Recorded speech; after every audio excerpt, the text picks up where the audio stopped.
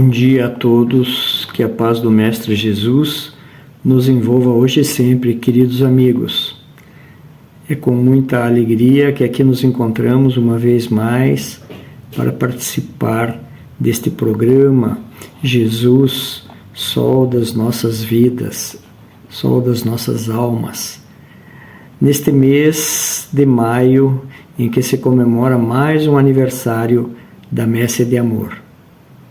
Esta instituição que já nos ensinou tanto, que nos possibilitou aí tantas atividades no bem. Já se aproxima então de 50 anos de existência, né? Que maravilha, quase 5 décadas de trabalho ininterrupto, com várias gerações que já passaram então pela Messe, procurando promover o ser humano e o ser espiritual que existe em cada um de nós.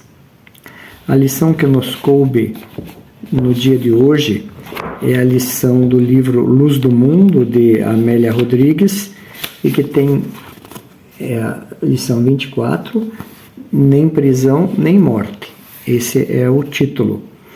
Psicografia, então, do nosso querido Divaldo Pereira Franco, que já nos legou mais de 250 obras, ou em torno disso, né?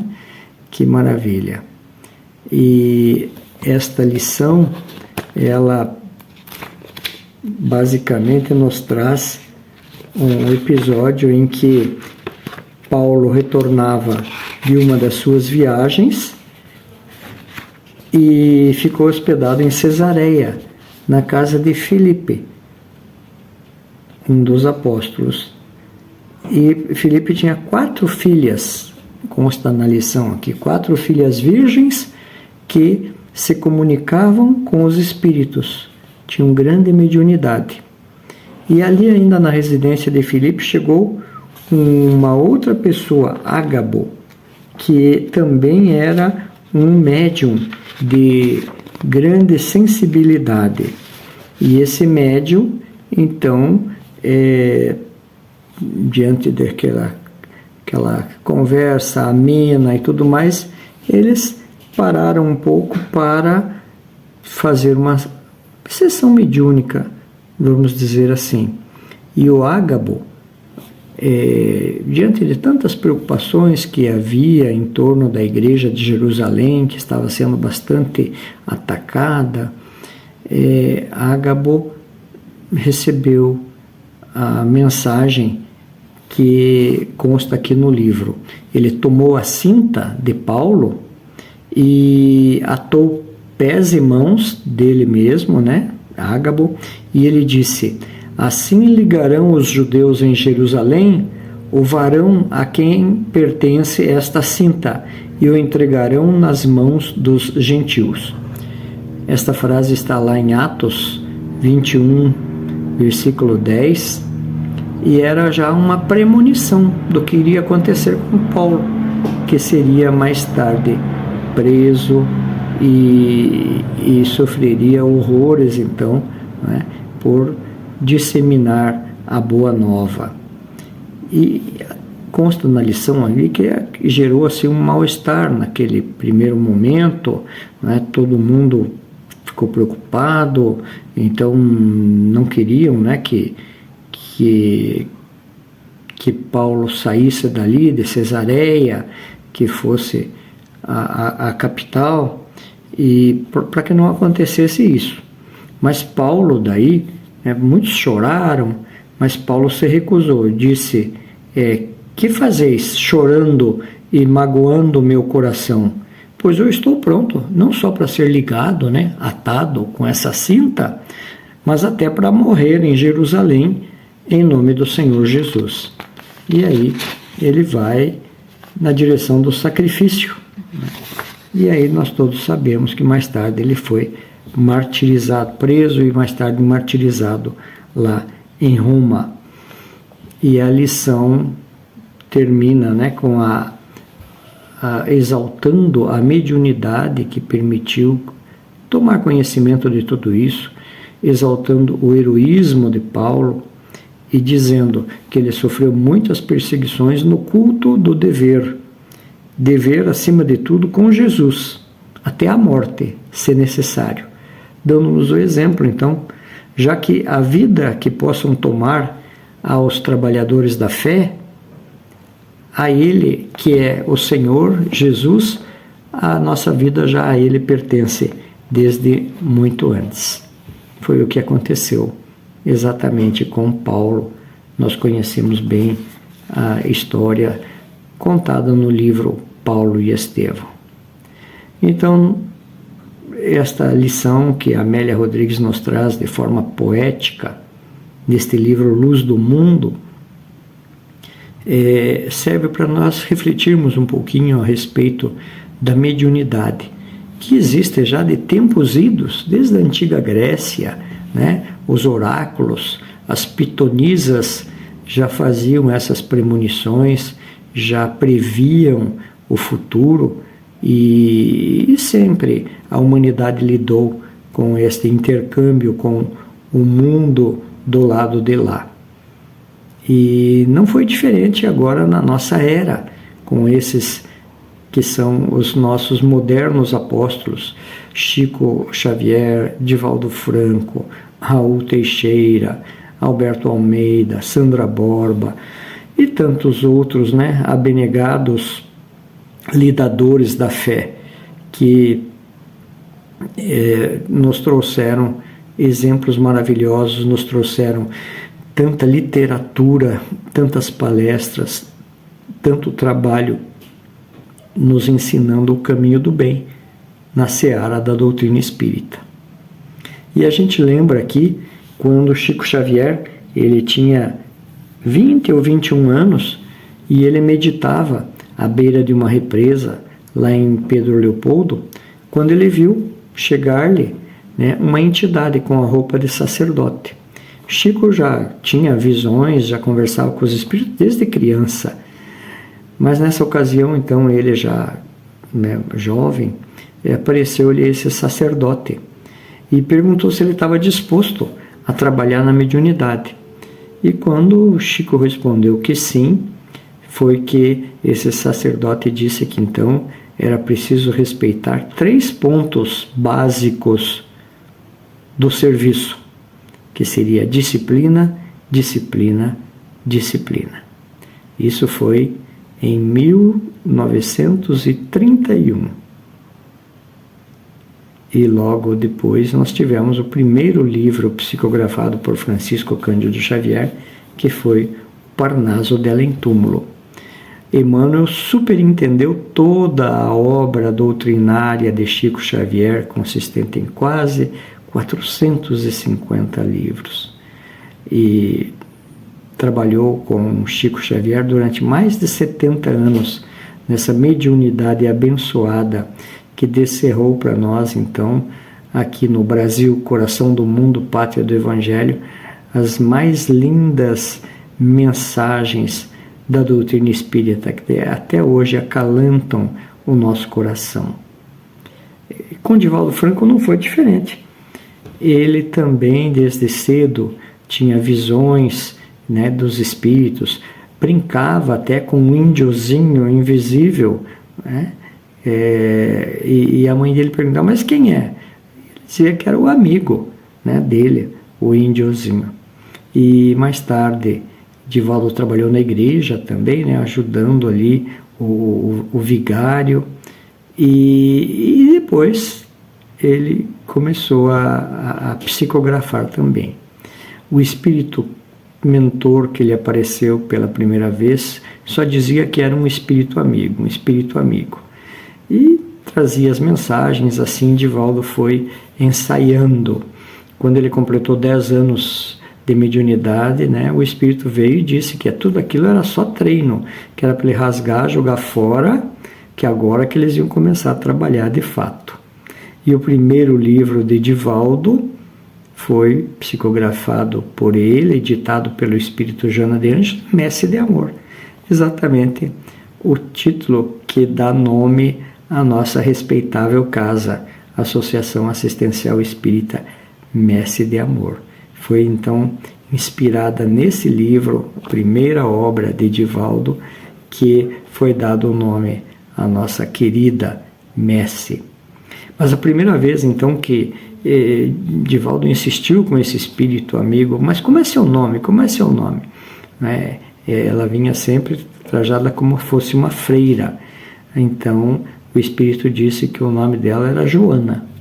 Divaldo falou, mas Joana, só Joana, né? Que é um nome tão comum. Ele até ficou meio decepcionado. Ele conta isso nas suas histórias, né?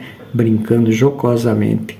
E daí ela falou, bom, Divaldo, então, se você quer um nome mais difícil, é Joana com 2 N's. Joana de Ângeles. Daí ele ficou satisfeito, que era um nome com 2 N's e ainda um nome meio estrangeiro, né? De Ângeles. Divaldo sempre foi nosso benfeitor maior, que espírito maravilhoso. E olha quantos anos ele nos legou da sua vida. Divaldo doou a sua vida toda em benefício da doutrina espírita, em benefício de todos nós. Uma vida muito profícua, teve também mais de 70 anos de mediunidade, então milhares de palestras pelo mundo inteiro. Por isso que ele é chamado de o Paulo de Tarso de nossos dias, porque ele divulgou a doutrina espírita pelo mundo inteiro, E quando no início da pandemia, em 2020, Divaldo estava muito mal de saúde, ele sonhou com sua mãe. Sonhou que encontrou sua mãe, e sua mãe estava numa casa e disse, Divaldo, nós estamos preparando essa casa aqui para quando você vier. Estamos aqui, eu, Nilson, que Nilson o irmão de Divaldo, desde vidas passadas, lá de trás, quando Joana de Ângeles era Joana de Cusa e foi a mãe dos dois. Então Nilson estava ali, foi mostrar onde seria o quarto de Divaldo, onde seria ali o escritório, onde ele iria trabalhar. E aí, tudo isso o Divaldo nos conta numa das suas palestras, chamada Momentos Evangélicos, lá em 2020, junho de 2020, bem durante a pandemia. E aí Nilson levou ele até um jardim, e ali tinha flores diferentes, e ele viu um lírio azul, assim, maior do que os lírios da terra, e ele foi, então, orientado a aspirar aquele lírio, e ele aspirou aquele lírio, assim, e foi sentindo como se penetrando nele uma sensação como se fosse de Vicky Vaporub, abrindo todos os poros e tudo mais. Ele aspirou longamente e aquele lírio então murchou até o talo e ele se sentiu assim fortalecido. Foi uma carga nova de tônus vital para que ele pudesse permanecer conosco ainda durante mais alguns anos, né?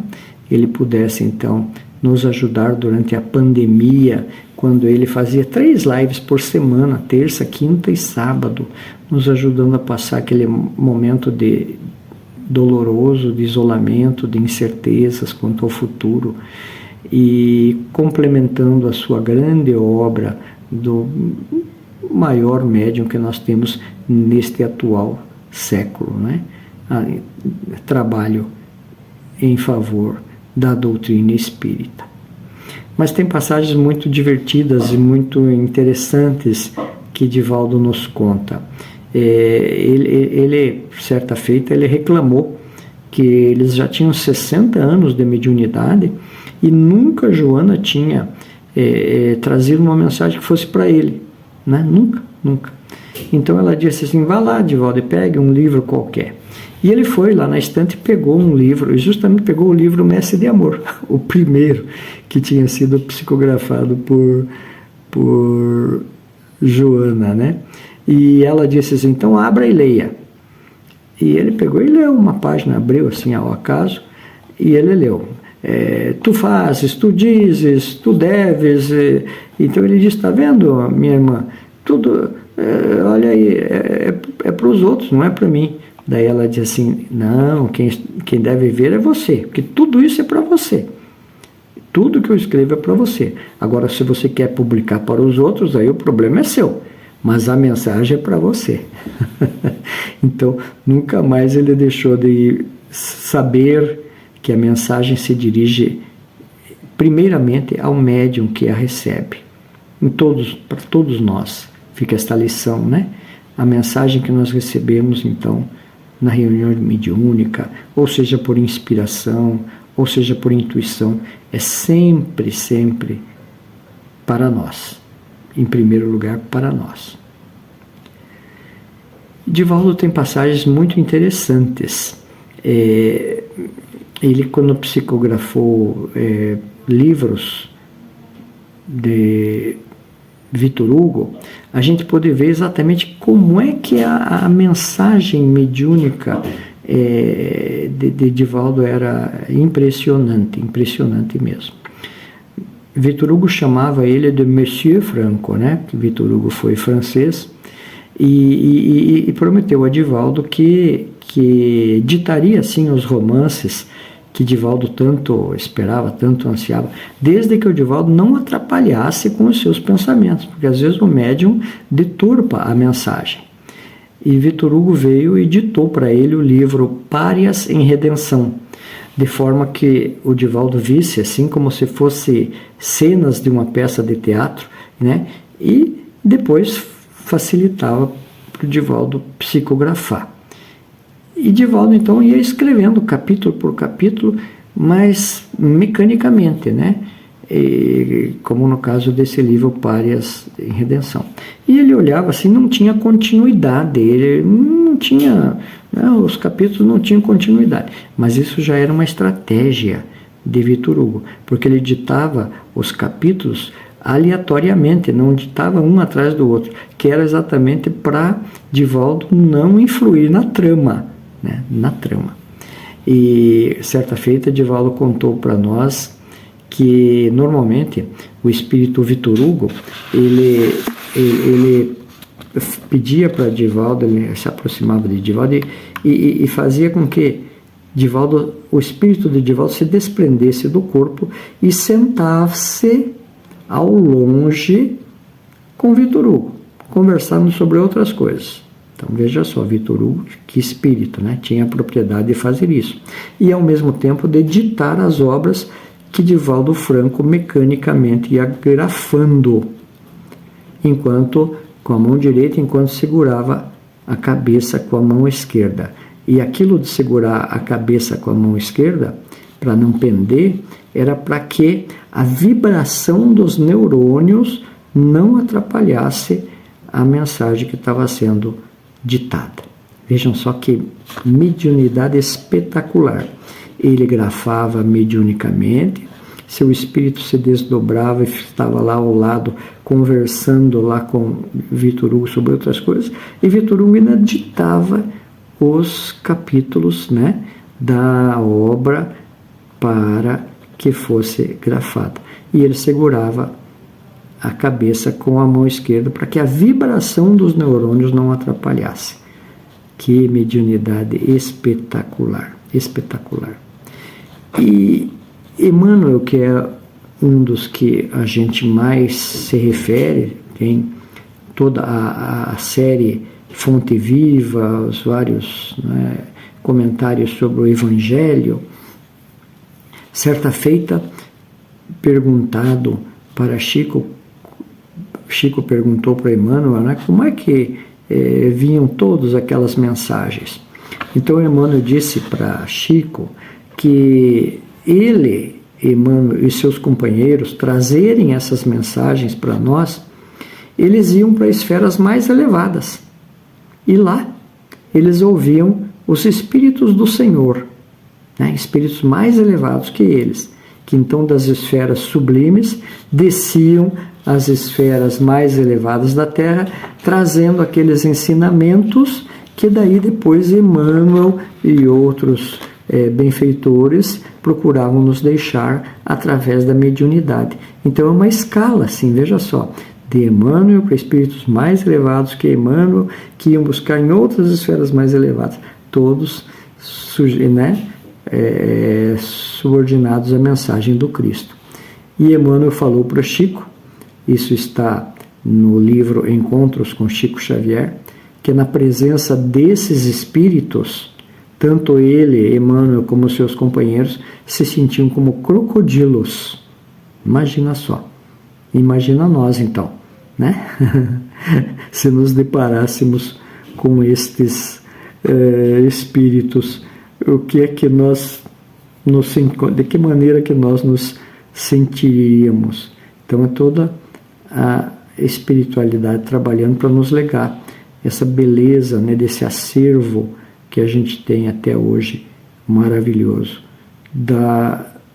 do Evangelho de Jesus, né, interpretado à luz da doutrina espírita. E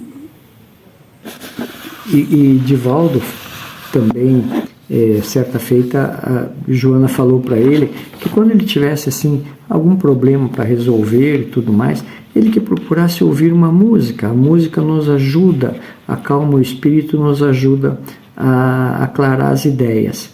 Então, ele que procurasse ouvir o primeiro movimento da Sonata ao Luar, de Beethoven, ou então a música Adeste Fidelis. Isso quem nos relatou foi o Enrico Baldovino. Ou então ainda a Quinta Sinfonia de Beethoven, também terapêutica. E Divaldo sempre fez isso, né? Sempre procurou também ouvir música, até mesmo enquanto ele está psicografando. Então ele conta que a música auxilia na concentração do trabalho. Nós tivemos oportunidade de ir aí de Ponta Grossa em várias excursões até Uberaba para visitar o Chico, né, nos anos 70, os anos 80. O Sérgio deve lembrar bem disso. Íamos com o seu Augusto Beck, com a dona Terezinha, que eram eles que organizavam essas viagens. E a gente chegava lá e eu estranhava aquela música alta, né, aquela música clássica, mas era justamente para não atrapalhar o pensamento enquanto Chico psicografava ali, trazia mensagens das pessoas que estavam ali aguardando notícias dos seus entes queridos. E Divaldo conta então que ele mesmo, quando ele psicografava, os espíritos, cada um deles tinha uma preferência. Manuel Filomeno de Miranda, que nos trouxe tantas obras maravilhosas, como Transição Planetária e outras, né? Manuel Filomeno de Miranda preferia ouvir músicas místicas. Então, Divaldo colocava as músicas ali de fundo, né? Joana de Ângeles, não. Joana de Ângeles já preferia cantos gregorianos e composições feitas para a missa, provavelmente recordando o seu passado, né, de soror, né, irmã Joana Angélica de Jesus, ou lá Juana Inês de la Cruz, no México, né. Vitor Hugo, por sua vez, ele gosta das composições clássicas de Mozart, Wagner, Schumann. Então, Divaldo conta que ele colocava essas gravações de 5 a 6 horas, né? Pois, em geral, é esse o tempo que Vitor Hugo usava para escrever. E a psicografia desses romances de Vitor Hugo geralmente ocorria após a 1 hora da madrugada, quando então tinha grande silêncio lá na Mansão do Caminho, favorável a que houvesse a recepção dessas mensagens mediúnicas com a maior fidelidade possível. Então vejam só o esforço desses amigos, né? Divaldo Franco, ele disse que ele nunca foi a uma praia, nunca foi a um cinema, um concerto, nunca se deu ao luxo de ter aquele tipo de lazer que nós, né, tanto temos. Por quê? Porque a vida dele foi inteiramente dedicada ao próximo, inteiramente dedicada aos que sofrem, inteiramente para a recepção das obras mediúnicas, para as palestras.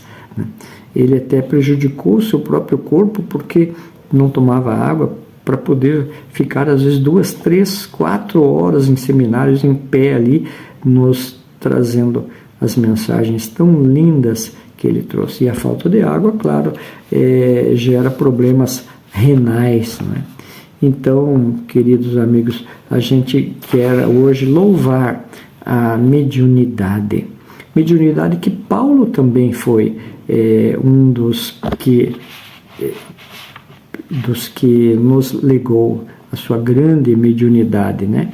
E Paulo, ele, claro, era assistido por inúmeros espíritos. Então, aquele que ele uma outrora torturou, o Estevão, se tornou depois, veja só a grandeza desses espíritos, se tornou seu benfeitor. E foi Estevão que ditou a Paulo as cartas de Paulo. Estevão recebia do próprio Jesus e passava essa mensagem, né, esses ensinamentos para Paulo, que os grafava nas cartas. E essas cartas permitiram que Paulo estivesse ao mesmo tempo em todas as igrejas, né, na igreja nascente, em todos os locais onde houvera fundado as igrejas, para que a mensagem da Boa Nova não se perdesse. E essas cartas nós temos até hoje. Nós as interpretamos até hoje. Essa mensagem que atravessou os séculos, né, os milênios, nós podemos dizer. Porque se não fosse Paulo, se não fosse as suas cartas, se não fosse o trabalho dele de difundir nas suas viagens a mensagem da Boa Nova por toda a Europa da época, o cristianismo teria sido uma seita a mais, que não teria saído então ali dos limites da Judéia ou da Galiléia, e provavelmente uma seita abafada pelas outras e esquecida, como muitas foram. Então, a mediunidade de Paulo, né, recebendo e nos outorgando essas cartas, e o trabalho maravilhoso que ele fez, é a bênção de Jesus, né? É o trabalho de Jesus. Essas cartas, então, ditadas, inspiradas a Paulo por Estevão, vieram diretamente do Mestre Jesus, nosso mestre, guia e modelo, que mais tarde, 1800 anos depois, veio como o Espírito da Verdade nos legar o Espiritismo. A humanidade já estava então madura para receber o advento dessa terceira revelação, né? Por meio então de uma grande equipe que o auxiliou, o Espírito de Verdade veio nos revelar a doutrina espírita, que até hoje ilumina as nossas vidas. Esse trabalho maravilhoso que completou 168 anos de existência, agora no mês de abril, dia 18 de abril, quando o Livro dos Espíritos completou 168 anos. Então, queridos amigos, a nossa mensagem de hoje, relembrando a lição lá desde dos tempos de Paulo, quando já havia esta mediunidade tão acentuada, é para venerar e agradecer todos esses eminentes missionários que nos trouxeram a revelação da doutrina espírita, que, trabalhando com Jesus, nos trouxeram as bênçãos das instruções dos Espíritos. Por isso, nessa ocasião, também saudamos Kardec, Ave Kardec, né? E a gratidão a todos os missionários da luz que nós temos essa oportunidade de conhecer. Chico Xavier, Divaldo, Raul, Ivone Pereira e tantos outros. E aqueles também aqui de Ponta Grossa, né? Tantos que aqui laboraram na doutrina espírita. E eu lembro aqui do seu Barros, do Guaraci Paranavieira, do seu Arnaldo Chazipen, tantos amigos queridos, né? Do Chimandeiro, do seu Eduardo Prochalski, do seu Antônio Ceslau, tantos amigos queridos. Então, a todos eles, ao nosso preito de gratidão. E agradecemos em especial a Jesus, nosso amigo, celeste amigo, divino amigo, que tem sido sempre o sustentáculo das nossas vidas. Um abraço muito forte, carinhoso a todos vocês, a todos nós, da querida Ponta Grossa, da querida Messe de Amor. Que prossigamos juntos, né? Irmanados, de braços dados, e vamos em frente, porque nós temos essa bênção, esse tesouro maravilhoso ao nosso dispor. Muito obrigado, amigos, pela oportunidade de estarmos juntos mais uma vez, e que o Mestre Jesus a todos nós abençoe e proteja sempre.